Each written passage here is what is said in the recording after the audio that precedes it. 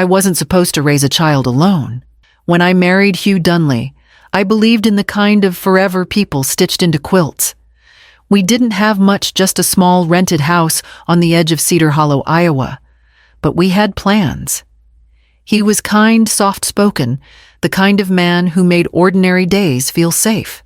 Then came the diagnosis, and by the time Leora was 4, I was a widow with a daughter who still asked when Daddy was coming home. I didn't have time to grieve properly. Bills came before tears. I took the first job I could get waitressing at Ruby's Diner, and then a second cleaning the county office after hours. Some nights I came home too tired to eat, but I always left a note in her lunchbox. "You're my sunshine, love you always, Mom."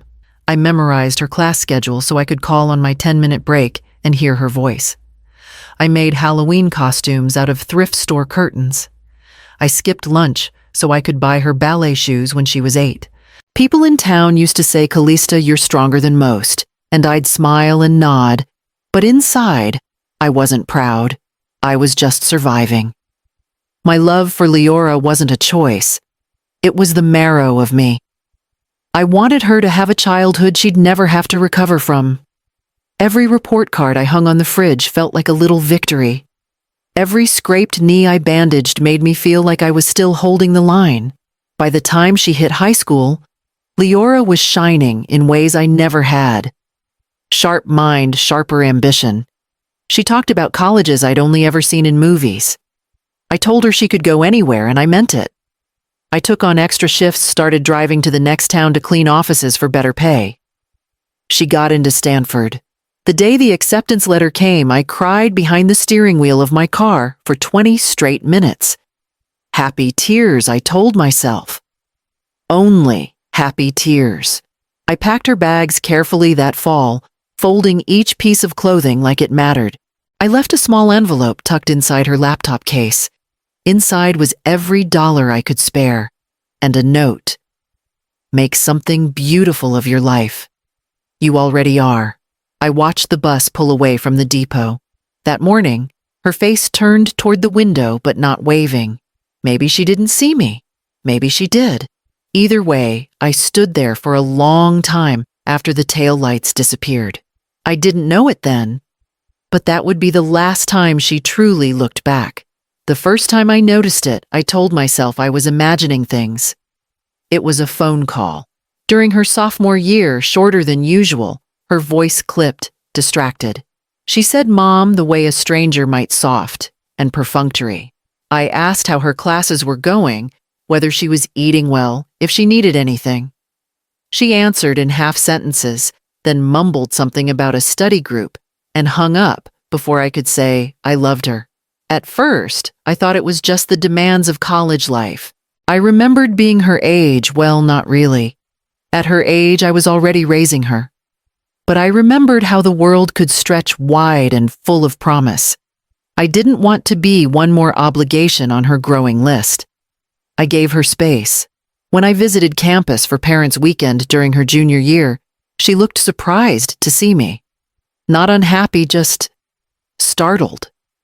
Like I'd shown up without warning, even though I'd called twice to confirm. She introduced me to her roommates as my mom from Iowa, as if that explained everything. I offered to take her to dinner. She suggested a place across town, less crowded, she said. But it felt more like a place where she wouldn't run into anyone she knew. She started softening her vowels, dropping the Midwest from her speech. I smiled and said nothing. She'd grown into such a polished, poised young woman, everything I'd worked for, really. But I started to feel like I'd been left behind somewhere in the scaffolding of her success. After graduation, she moved to New York for a job with a marketing firm, then met Simon at a networking gala. He came from old money. His father ran a private equity firm. His mother sat on 3 nonprofit boards. Leora called to tell me they were engaged. Her voice was bright, rehearsed. I congratulated her and asked if she needed help planning. She said she had a coordinator. I asked about the guest list. She said they were keeping it small. I flew out anyway, sat near the back. Her dress was exquisite. She looked like someone who had stepped out of a magazine. I stood in the receiving line waiting for her to turn my way. When she finally did, her smile was the same one she gave to strangers, offering compliments in passing. A few months later, she and Simon bought a home in a gated community in Connecticut. She texted me a picture of the front porch, white columns climbing ivy, a black Labrador in the yard. I typed out a message 3 times before finally settling on, "Beautiful. I'm proud of you." Her reply came 6 hours later. Just a heart. I still believed the warmth would return. I didn't know the cold had only just begun. The layoff came on a Thursday morning wrapped in careful corporate language and a folder of next steps. After 18 years at the same department store, they were restructuring.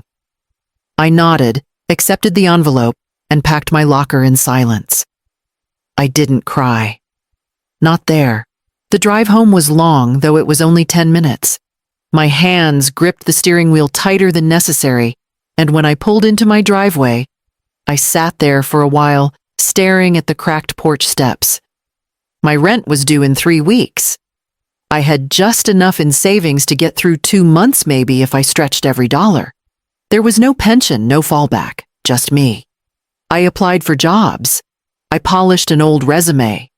I even went to a job fair at the local community center and stood in a line with people half my age, all holding the same nervous hope. But no one was hiring women nearing 60 with retail on their shoulders and no degree to prop them up.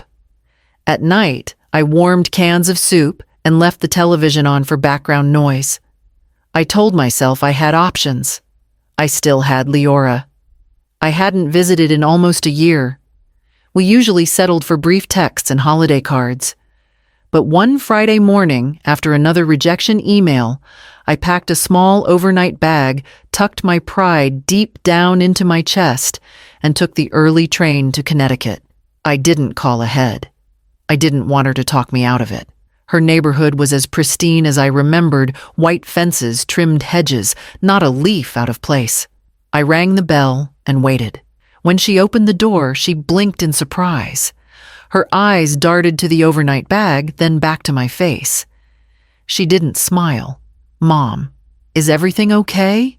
I stepped inside. "I lost my job, honey. I've been trying to find something else, but it's been hard.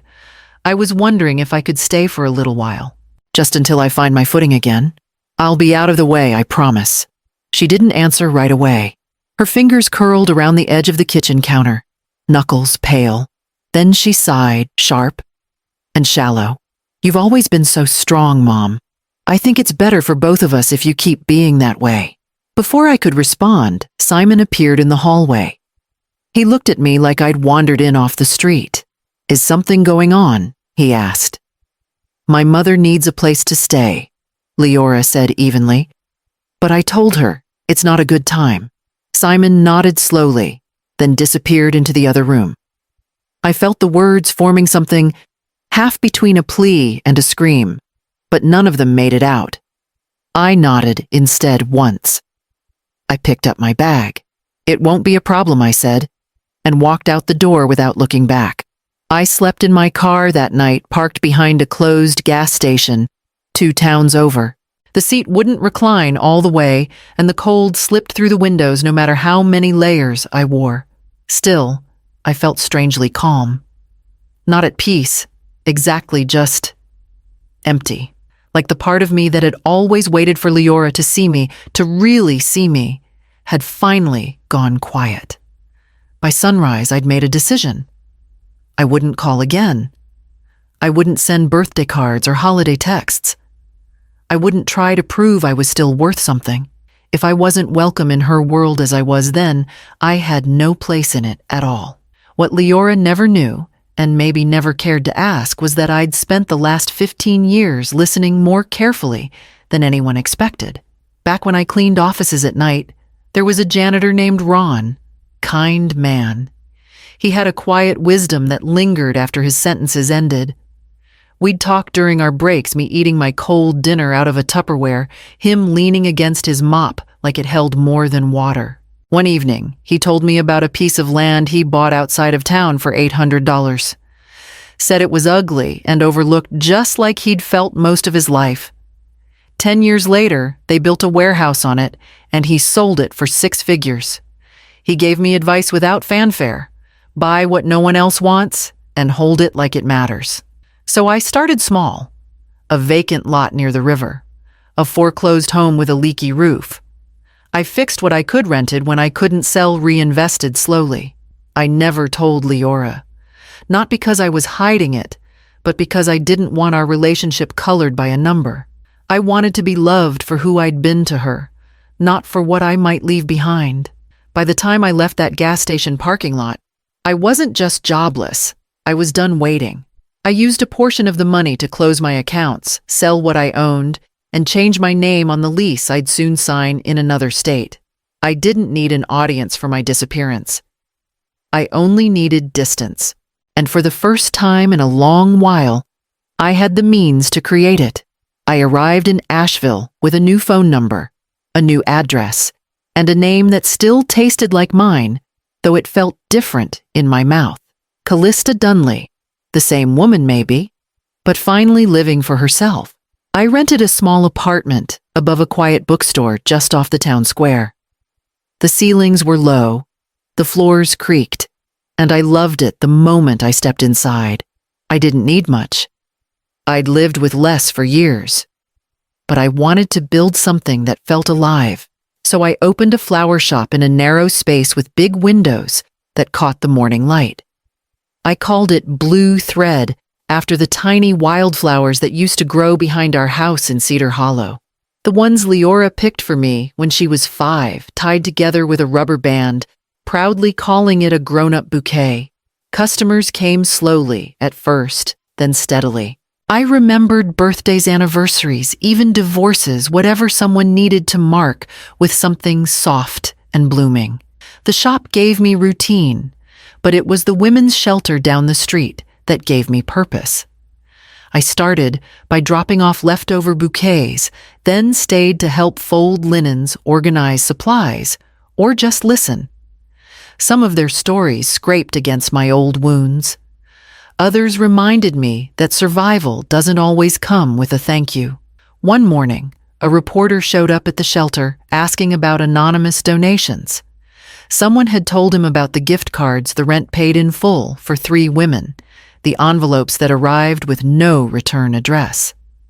I didn't want the attention, but when the article ran, it named me anyway. The Quiet Benefactor, the headline read. I folded the paper and slipped it into a drawer. That week, Maeve came into the shop for the first time. She owned the cafe next door and brought scones wrapped in wax paper. Her husband had passed 4 years earlier, and she knew the language of solitude. We didn't talk much at first. She sat at the counter while I arranged lilies, and I sat at hers while she stirred coffee. We traded silence like it was something sacred. Over time, she became the closest thing I had to kin. She never asked about my past, but she saw me, truly saw me, not as someone broken or saintly, but as a woman who had chosen to begin again. It had taken nearly 60 years, but for the first time, I was building a life that didn't orbit someone else's needs, a life that was mine, even in its quietness. And then one day, Maeve walked into the shop holding a folded newspaper, her face pale, her voice low. You might want to see this. It started like any other morning. Leora was scrolling through news alerts, with one hand stirring her tea, with the other half listening, as Simon discussed something about a client dinner that evening. Then her thumb stopped. A headline caught her eye. Anonymous donor funds $500K grant for single mothers in North Carolina. Below it, a still from a local TV segment, a photo of a woman standing in front of a flower shop, arms folded loosely, a soft smile on her face. It was me. She didn't move for a full minute, just stared. Her breath went shallow. She tapped the video, watched as a reporter spoke over clips of the shelter and testimonials from women I had helped. Then my name appeared on the screen, Callista Dunley, the way I used to sign her field trip permission slips. The same name I'd been born with and the one I chose to keep now that I was no longer anyone's burden. Leora called immediately. The line buzzed once, then announced the number was no longer in service. She tried again, then again. Nothing.